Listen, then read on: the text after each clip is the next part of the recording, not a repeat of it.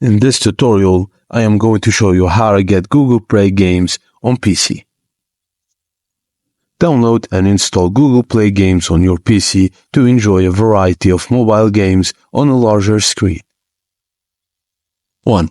Go to the Google Play Games on PC website to download the beta version of the app. Ensure that your PC meets the necessary requirements to run Google Play games on PC.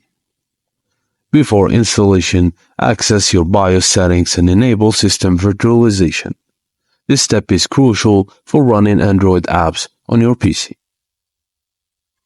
Download the beta version of Google Play games on your PC and follow the installation prompts to complete the installation process.